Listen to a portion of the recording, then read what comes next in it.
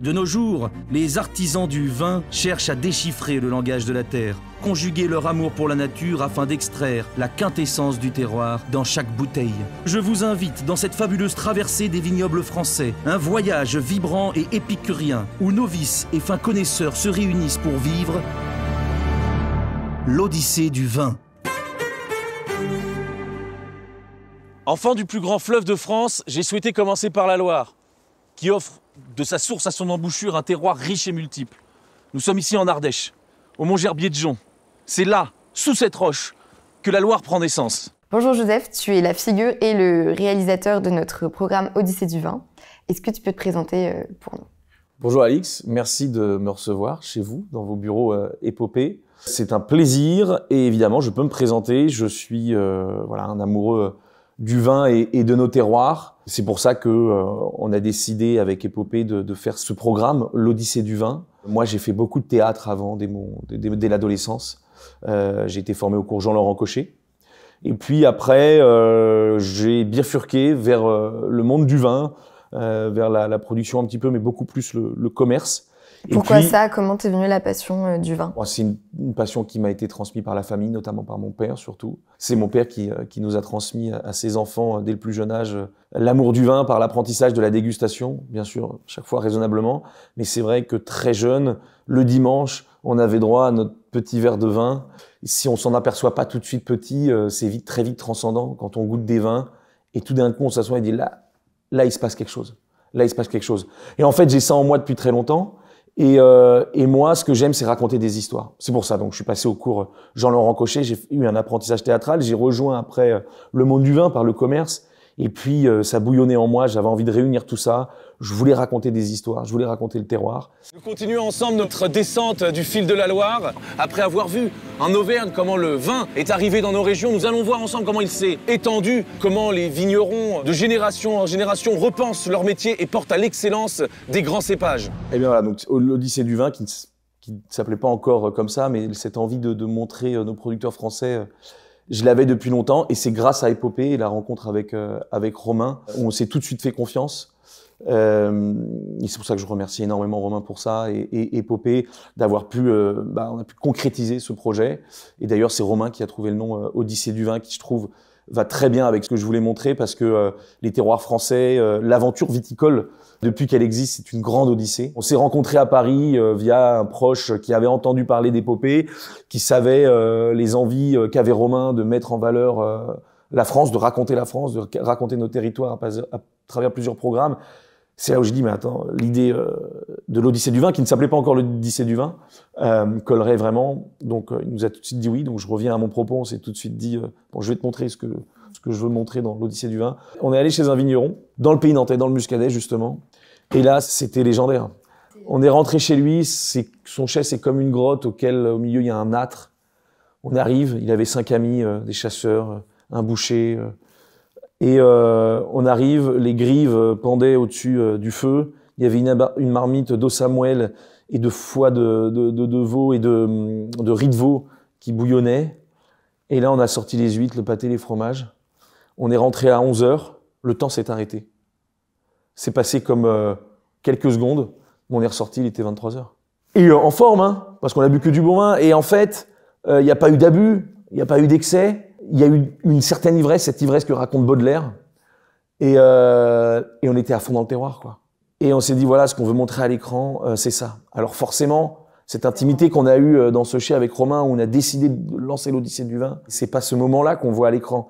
Mais en fait, c'est cet esprit qui règne dans l'Odyssée du vin. À mes rencontres avec les vignerons, on se retrouve autour de leur vin, on parle de leur terroir. Ils racontent parfois leur vie personnelle, comment ils en sont arrivés là. Dans l'Odyssée du vin, on croise des vignerons qui sont installés depuis beaucoup de générations. Et des jeunes qui venaient pas du tout de ce monde-là, qui parfois étaient très citadins, qui avaient des métiers en bureau, qui voulaient tout lâcher pour retrouver cet ancrage au terroir et qui font des vins merveilleux. Et donc c'est tous ces terroirs qu'on voulait montrer, la diversité humaine, la richesse de nos sols, des produits qu'on a en France, qu'on voulait montrer par le vin. Parce que le vin, et ça c'est pas moi qui le dis, mais je le crois fortement, c'est Ernest Hemingway qui l'a écrit, c'est le produit le plus abouti de notre civilisation judéo-chrétienne. Ça nous arrive de très loin. Dans la Bible, c'est Noé qui reçoit le premier plant de vigne et historiquement, c'est très amusant parce que les premières vignes, les premières traces de vinification qu'on a trouvées, c'est à côté du mont Arara, donc probablement là où s'est échoué Noé. Et c'est là qu'on trouve les premières traces de vinification. Puis après, voilà, ça a poursuivi la Géorgie. Puis avec les Grecs et les Romains, ça nous est arrivé jusqu'à chez nous. Ça a été largement repris par les moines.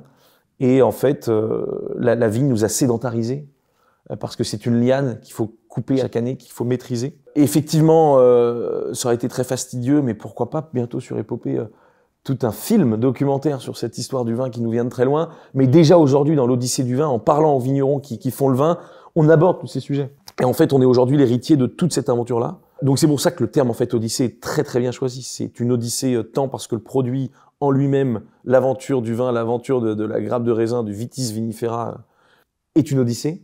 Et autant aujourd'hui, les vignerons aussi qui s'installent, c'est une véritable Odyssée. Et même pour les vignerons qui sont là depuis longtemps, chaque année avec la météo s'adapter.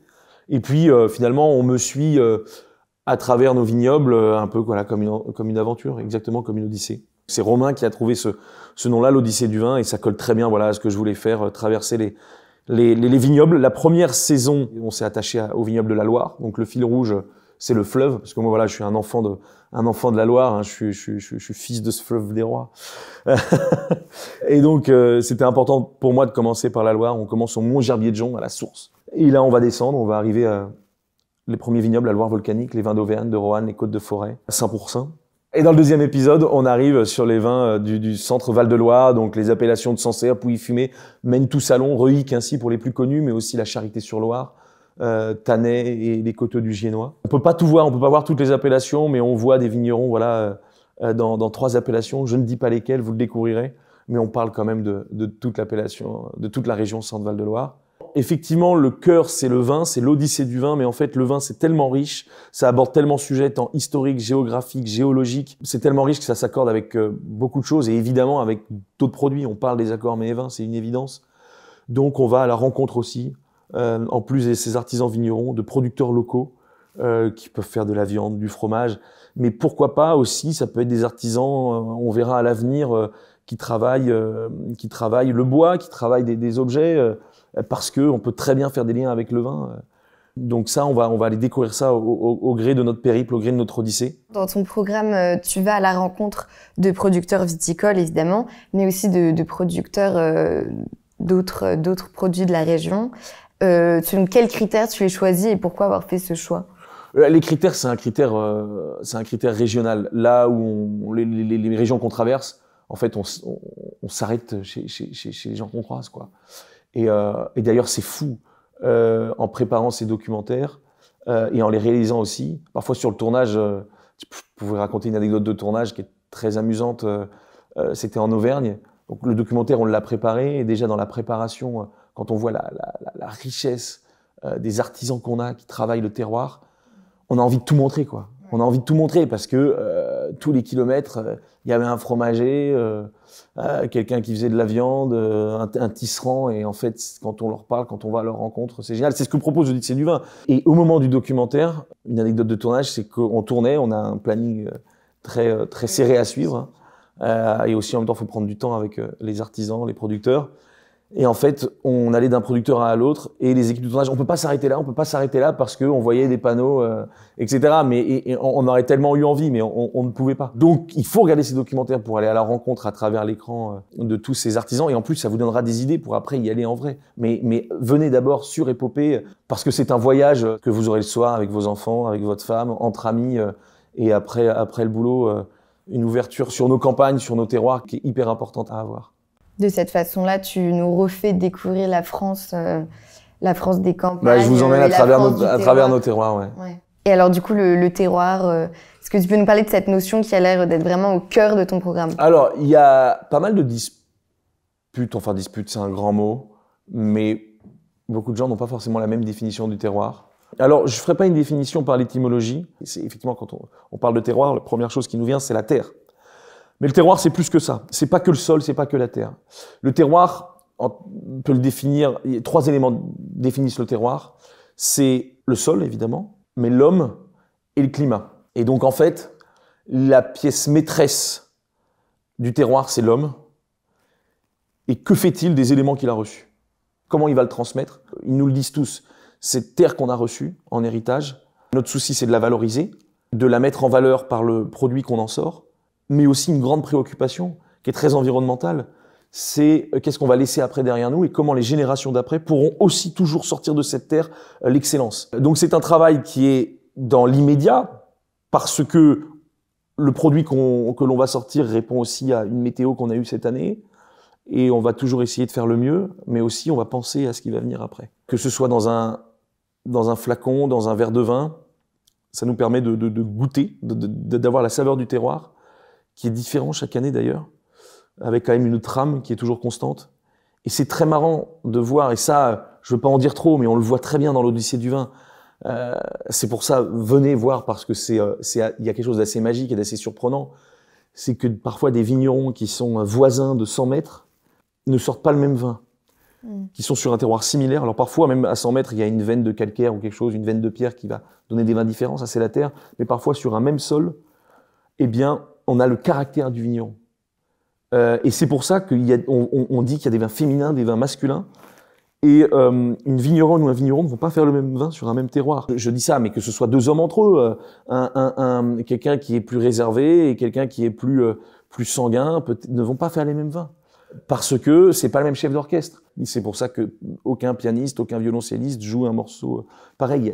Tout ça, c'est de la nuance.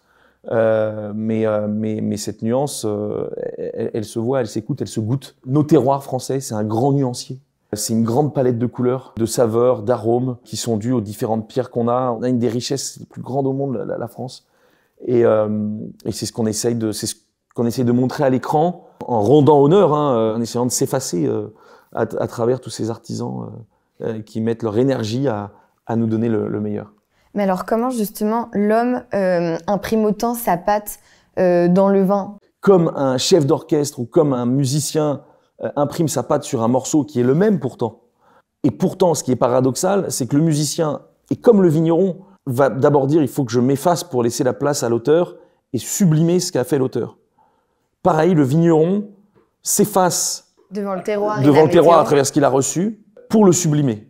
Et pour pas arriver avec son orgueil, ses idées reçues, et le sublimer. Néanmoins, il n'en reste pas moins qu'il doit s'effacer, mais qu'il doit être un peu il doit quand même être un guide et lui apporter la mise en musique de ce terroir à travers les éléments qu'il a pour composer son produit. Il apporte forcément sa patte, mais tout en subtilité. Et c'est ça, je crois, qu'on appelle un artisan vigneron, comme il y a des artisans avec beaucoup d'autres choses. Et c'est ce qu'on essaie de montrer dans l'Odyssée du vin, dans Épopée. Et je crois que venir regarder ces documentaires épopées, que ce soit l'Odyssée du vin, mais aussi tous les autres programmes, c'est venir soutenir tous ces producteurs. Et nous donner la force aussi de vous en montrer encore plus, avec, comme tu disais, de la poésie, de l'envie, énormément de plaisir. Et j'espère que vous aurez tous ce plaisir à regarder l'Odyssée du vin. Est-ce que, Joseph, tu peux nous parler des problématiques rencontrées lors du tournage du programme ? Oui, bien sûr, c'est des problématiques matérielles parce qu'on est toujours très bien reçu chez les vignerons qu'on croise, chez nos producteurs. Mais il faut savoir que, alors, Épopée et les documentaires qu'on sort sont magnifiques. Et ça, c'est grâce aussi au paysage français. On met une très grande importance à justement faire les choses le plus abouties possible pour sublimer nos paysages et nos terroirs. Mais il faut savoir que ce sont des équipes conséquentes.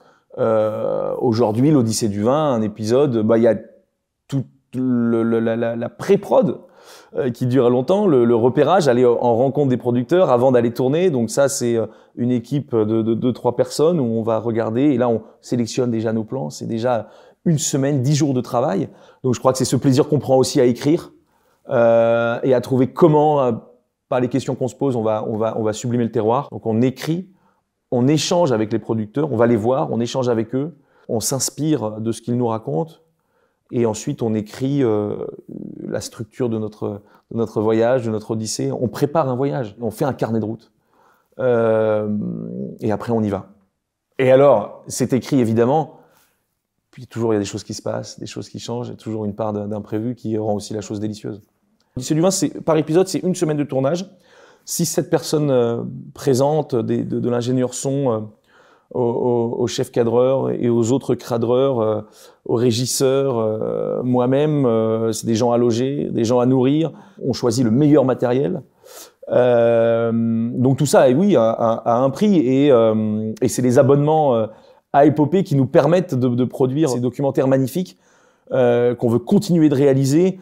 Et je crois qu'aujourd'hui, à notre époque, où on est envahi sur les réseaux sociaux, sur les différentes formules d'abonnement pour être abonné à telle ou telle plateforme de vidéo à la demande, je crois que le choix nous appartient.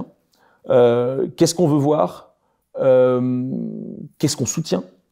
Vous savez, on peut dire, on est les personnes qu'on côtoie, on est ce qu'on mange, on est ce qu'on boit, on est ce qu'on regarde, on est ce qu'on lit.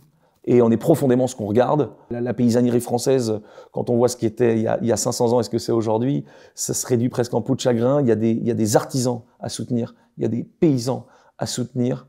Et en les montrant par l'épopée du vin, ça donne envie d'aller les voir. Déjà, c'est une très belle découverte par l'Odyssée, par Épopée. Et donc, faites votre choix, abonnez-vous. Et on vous promet qu'on va vous faire rayonner le terroir et que vous allez prendre beaucoup de plaisir. Regardez un documentaire d'Épopée, regardez un documentaire de l'Odyssée du vin, c'est une dégustation. Abonnez-vous et dégustez. Et justement, qu'attends-tu pour la suite, Joseph? Ce que j'attends pour la suite, c'est de continuer, grâce à tous ceux qui nous regardent, cette Odyssée du vin, première saison, comme on l'a dit sur la Loire, où le fil rouge, le fil conducteur, c'est le fleuve. Mais sur les autres régions, il y aura d'autres problématiques, d'autres fils conducteurs, et je pense que on a déjà quelques idées. Ça va être passionnant. Notamment en Bourgogne, toute la complexité de cette région, le Bordelais aussi, l'Alsace, enfin, on peut aller toutes nos régions françaises et toujours pris sous des angles différents. Est-ce que tu as quelque chose à ajouter pour nos auditeurs? Intéressez-vous à notre diversité, à la richesse de nos terroirs, pour l'aimer, pour le consommer, pour le déguster et que nos artisans ne meurent jamais. Merci beaucoup Joseph pour ces poétiques réponses et j'espère que ça donnera à tout le monde envie de regarder nos programmes. Écoutez, c'était peut-être poétique, mais la muse, c'est la France, c'est nos terroirs. Merci infiniment à toi Alix de m'avoir reçu et merci à Épopée, c'est toujours un plaisir de venir parler de la France et de nos terroirs.